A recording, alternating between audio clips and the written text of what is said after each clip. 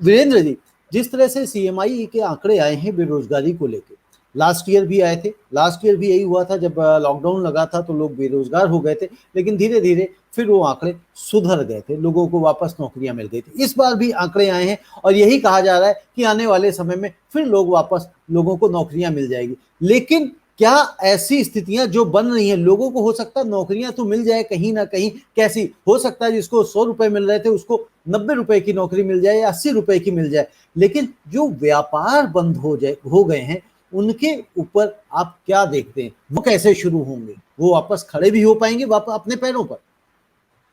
रविंद्र जी, व्यापारियों की जहां तक बात है तो मैं तो चूंकि एक प्रोफेशनल चार्टर्ड अकाउंटेंट हूं, मेरे क्लाइंट्स ही सारे व्यापारी हैं, तो मैं दिन रात उन्हीं से बातचीत करके उनकी जो भयावह स्थिति है वो सोच करके भी हम लोगों को डर लगता है। और यहाँ तक कि मुझे अपने वजूद के ऊपर खतरा नजर आता है कि जो मेरे क्लाइंट्स हैं अगर वही जिंदा नहीं रहेंगे तो हमारा मरना तो निश्चित वैसे ही सुनिश्चित हो जाएगा।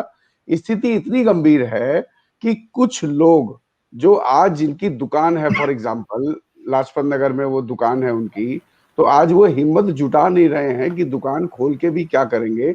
उनको लगता है कि अभी दुकान बंद है तो मैं कम से कम मकान मालिक से इस बात पे रिक्वेस्ट कर सकता हूं कि मेरी दुकान बंद रही तो मेरा इतना दिन का किराया माफ कर दिया जाए। अगर दुकान खोल दूंगा तो उसका हक बन जाएगा कि वो किराया अधिकार के साथ मांगेगा। ये एक बहुत छोटा सा एग्जाम्पल दिया मैंने। दूसरा एग्जाम्पल, मैं आपको जितने एग्जाम्पल मैं दे रहा हूं मैं सारे लाइव एग्जाम्पल दे रहा हूं जो मैंने महसूस किया है अपने द्वारा, अपने मित्रों द्वारा। नॉर्थ वेस्ट दिल्ली में रानीबाग, सैनिक विहार वगैरह का एक एरिया है रविंदर जी।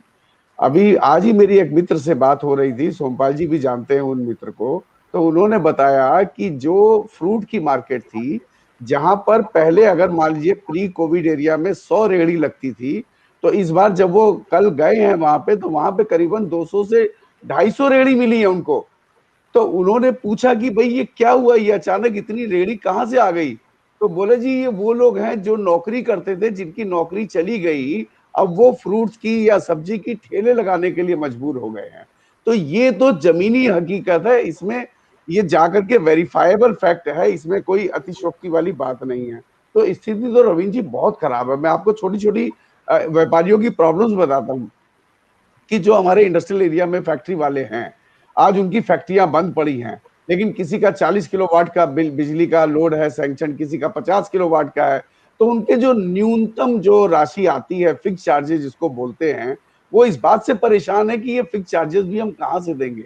उनका तो सीधा सा सिद्धांत है, उन्होंने बिल दिया, अगर आपने पे नहीं करा बिजली का कनेक्शन काट गए। तो ये छोटी छोटी बातों से व्यापारियों को समझ नहीं आ रहा कि इससे कैसे उभरा जाएगा।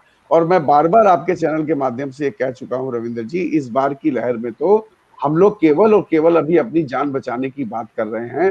पूरा देश जान बचाने पे लगा हुआ है। इकोनॉमी और अर्थव्यवस्था की तो आ पे भी चर्चा नहीं हुई है। आज बिल्कुल, पहली इकोनॉमी और बार आप अर्थव्यवस्था की कह आप रहे हैं पे कि भी आप चर्चा नहीं खरीदा हो रही, खरीद, सारी की सारी और हम बात ये चर्चा आती है कि करते हैं जान तो बचाने पे लगे हुए हैं।